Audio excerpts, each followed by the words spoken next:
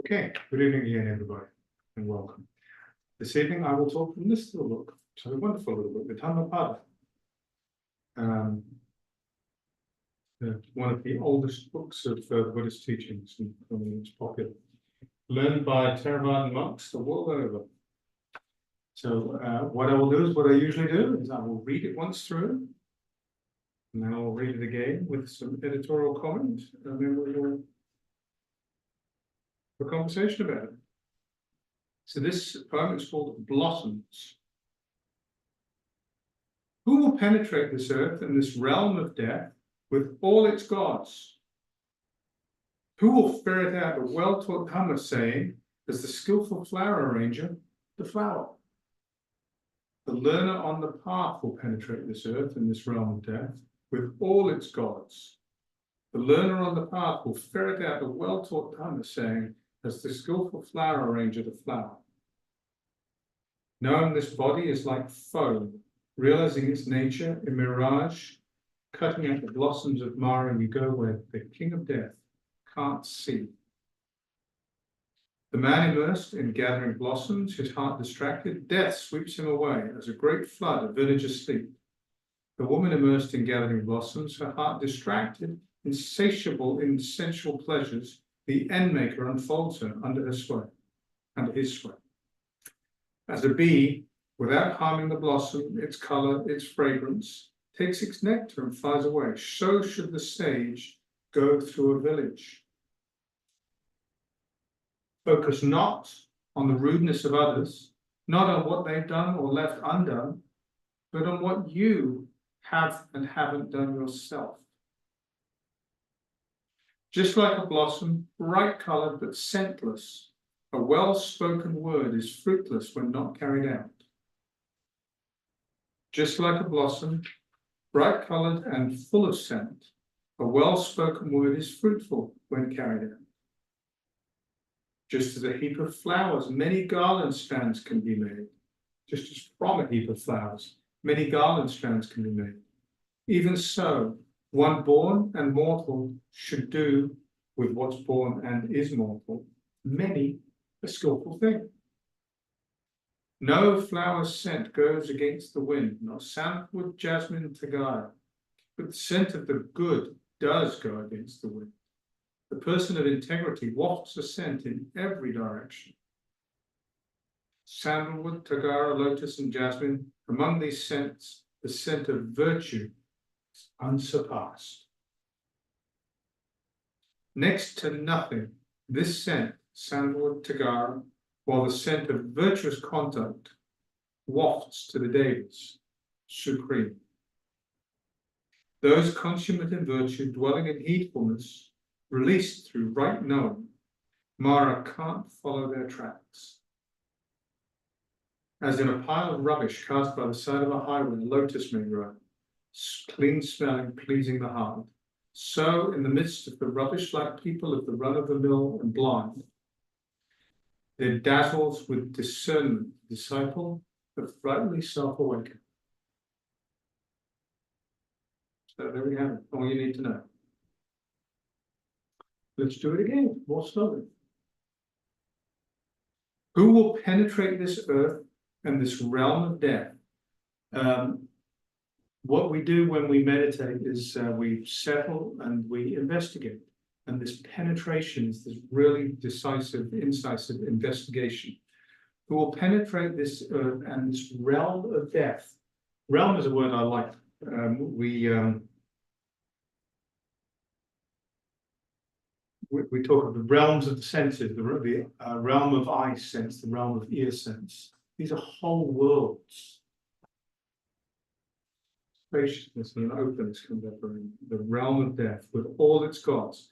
Who will ferret out the well-taught Dhamma saying, as the skillful flower arranger, the flower? It's obviously just searching through the flowers of them, just the right flower for what you want. Just that one right flower. The learner on the path will penetrate this earth and this realm of death with all its gods. The learner on the path. The learner on the path is quite advanced in this vernacular. The learner on the block, there are the 4 stages: the Shropapana, Sakritigama, the path enterer, stream enterer, or once returner, the non-returner, and the arhat. The stream enterer, which is the lowest of those 4, is somebody who's had an experience. They've touched the deathless. They have woken up. They've just for a moment, but they've had a real taste of this. So the learner on the path is quite an exalted person. They will ferret out the well-taught Dhamma saying as the skillful flower arranger the flowers. Knowing this body, it's like foam, realizing its nature in mirage. It's like foam. What is foam? You hold foam. There's nothing there. You think it's something. Bubble. There's nothing there. It's empty. Foam is a complete illusion. Realizing its nature in mirage. We think this is solid. We think it's something. It's just not what we think it is. We slow down and look. It's just completely not what we think it is. Knowing this body is like foam, realizing its nature and mirage, cutting out the blossoms of Mara, you go where the king of death can't see. This is a metaphor that shows up quite a lot in different places in the Buddhist teachings. It's one of the clearest ways of looking at waking up to me. The king of death, when you're ready to go, will come with the sign, the Grim Reaper, to take you. They come looking for you, and they find you because you're there. Right? But if you completely see the illusion of the permanent self, if you completely see through the illusion that there's something here, something lasting, something permanent, then nothing sticks. Nothing sticks at all. The experience of that nothing sticks is complete freedom. If you think about it, when somebody gets cross at you or says something unkind to you, you tighten up and you feel that it's landed. You have allowed that to land. You don't need to let that land. You have allowed that to land. When you cook dinner and it burns, you get frustrated. You allow that to land. When you don't let these things land, it just feels open and cool and free. And if you're like that with everything, if you've seen through all of these illusions that there's anything there to hold on to, nothing sticks. There's nobody here at that point. There's nothing that the king of death can find.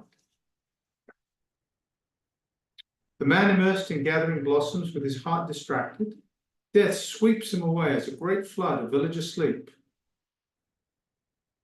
The woman immersed in gathering blossoms, her heart distracted, insatiable in sensual pleasures. The end maker holds her under his sway. So that's pointing at the cravings of becoming, not becoming, and sensual pleasure. If we're holding on to anything, then we can be seen by the Lord of Death and we'll be swept away at that time. And while we're here, we'll be caught up in our cravings, and craving begets craving. Ultimately, the craving that leads to clinging, birth, sickness, old age, and death, and so forth, and cycles back to more craving. Satisfying our cravings never makes us happy, it leads to more craving. As a bee, without harming the blossom, its color, its fragrance, takes the nectar and flies away. So should the sage go through a village. Seeing, feeling, touching, tasting, but not getting caught. It's another beautiful simile. Just taking what's necessary. That was a really nice bowl of ice cream. Thank you. And then just move on. Not good anymore. Enjoy it. And then just move on. Don't let anything stick. Focus not on the rudeness of others, not on what they've done or left undone, but on what you have and haven't done. Huineng, who was the 6th patriarch of Zen in China, and the Zen in Japan, somewhere in the Platform Sutra said, I have double vision. I see only the faults of others. I see only my own faults. I do not see the faults of others.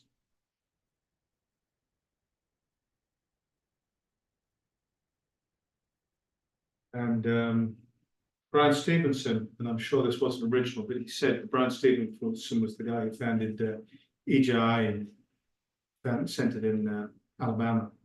And he said as he was working with death row inmates, you are not the worst thing you ever did. We are not what we do. People are not what they do. People are not what they do. Those are just things they do. Hate the sin and not the sin. Focus not on the root and ask not what your country can do for you, ask what you can do for your country. It's the same thing. It's the same thing. The only thing our practice teaches us is how to really look closely here. We can't apply it and judge other people. It's all about, we can learn. We see something and look, well, that was probably unskillful. It wouldn't be a good thing for me to do. It's not to judge out there, it's to learn from it. It's not to condone harmful behavior. We can interrupt harmful behavior and stop harmful behavior. We do so from a place of love without judging. Just like a blossom, bright colored but scentless, a well-spoken word is fruitless when not carried out. Just like a blossom, bright colored and full of scent, a well-spoken word is fruitful when carried out. So it feels like the flower metaphor is being turned around, but we can look at this as picking the flowers, picking one that's got scent, and picking one that's not got scent. And well, metaphors fairly obvious. Just as a heap of flowers, many garland strands, just as from a heap of flowers, many garland strands can be made. Even so, one born immortal should do with what's born immortal many a skillful thing. So don't let anything stick, but with the stuff that's here, act skillfully. Skillfully in this context is very straightforward. A skillful action is directed to reduce dukkha, suffering, stress, discomfort. And an unskillful act isn't. So if we are very thoughtful and careful and mindful about what we do, we will slow down, and before we act, we'll make sure we're picking the right flower. Before we act, we will make sure it's an act that comes from love and it is directed towards reducing dukkha. If we're not thoughtful, we won't have that buffer. We'll act carelessly and we'll cascade into all sorts of karmic consequences. No flower scent goes against the wind, not sandalwood, jasmine, tagara, but the scent of the good does go against the wind. The person of integrity wafts a scent in every direction. If you hang out with most people, they're just like most people, but every now and again you find somebody who just, they're special. It could be an aged relative, could be the Pope or the Dalai Lama. But somebody who has really, really solid integrity. Joan Halifax talks of this as having a firm spine and a soft front.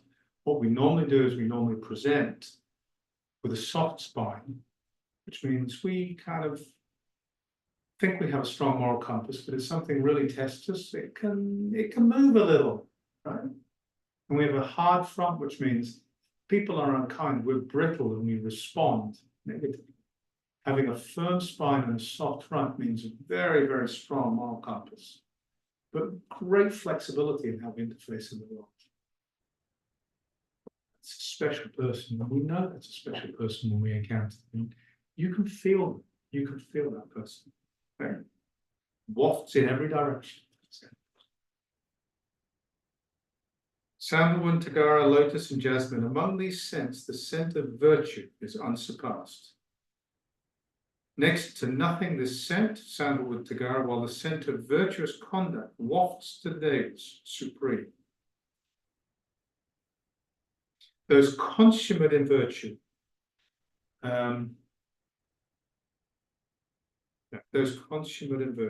really living a virtuous life.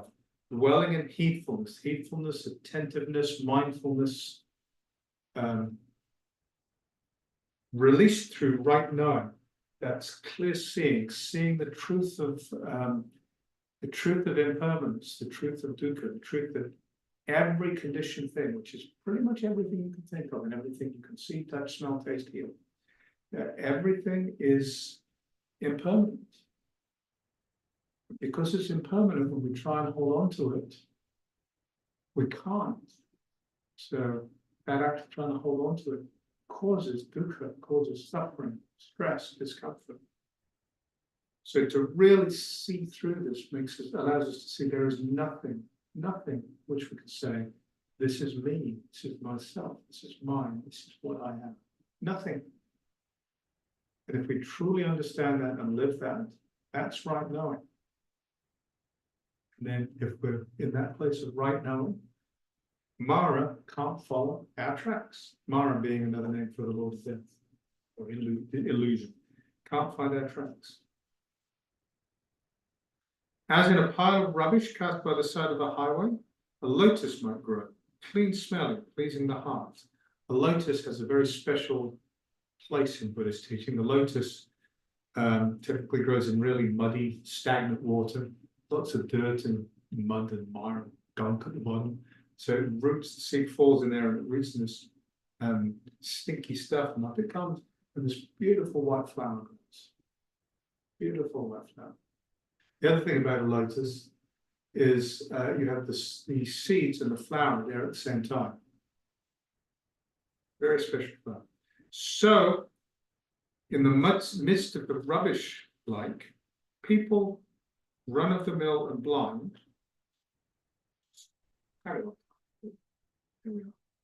they're dazzled with discernment. Discernment is this way of seeing clearly to cut through to right knowledge. That's this person right here, Manjushri, the bodhisattva of wisdom. The sword cuts through illusion and allows us to see with discernment. The disciple of the rightly self-awakened, dazzles with discernment, the disciple of the rightly awakened. There we have it. So let me